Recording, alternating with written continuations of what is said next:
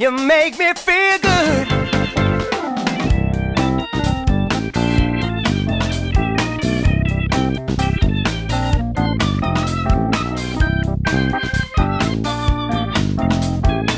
You make me feel good.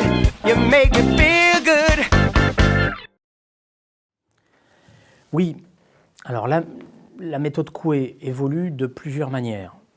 On l'a vu, dans un premier temps, c'est, on va dire, une pratique de guérisseur local qui fait comme font tous les guérisseurs, avec les maux à fleur de peau, les maux dermatologiques, les problèmes de rhumatisme, par exemple, ce genre de choses. Et puis, on voit, dans les années 20, et puis même après la mort de Coué avec ses disciples, on la voit évoluer tout doucement vers une forme de psychothérapie, on va dire comportementale, qui essaye de faire avec les neurasthénies, les idées noires, les états dépressifs, hein, et en quelque sorte, ça se transforme progressivement. Hein. La méthode Coué n'est pas une, mais il y a plusieurs méthodes Coué dans le temps, et d'ailleurs on le voit bien, hein, ce ne sont pas non plus les mêmes praticiens, il y a certains médecins généralistes qui s'emparent de cette méthode Coué et qui, dans les années 30, vont faire, on va dire, une psychothérapie comportementale brève.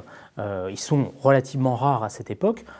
C'est aussi le début, on va dire, d'une entreprise plus large qui fait de la méthode Coué, on va dire, un ancêtre du développement personnel avec production de masse de petits traités pour se guérir, de disques d'autosuggestion et ce genre de choses qui font que on a l'impression de voir dans les années 20 et 30 les débuts de ce que nous connaissons depuis les années 70 et 80, le développement personnel et son idéologie optimiste qui s'est énormément développée.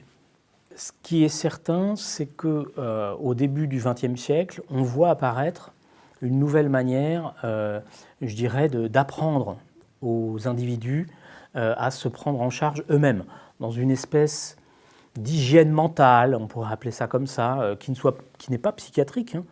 Ça ne concerne pas évidemment les cas de folie importantes, mais une hygiène mentale qui, je dirais, concerne tous les aspects de la vie, l'alimentation, la psychologie, etc. etc.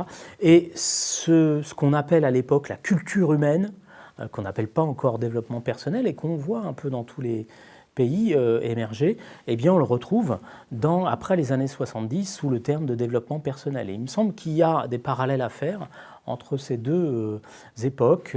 Un premier XXe siècle autour de cette culture humaine qui mobilise une hygiène mentale un peu informée par la méthode Coué, et puis à la fin du XXe siècle, une nouvelle idéologie du développement personnel qui certes a évolué, mais va s'enraciner aussi dans cette première culture.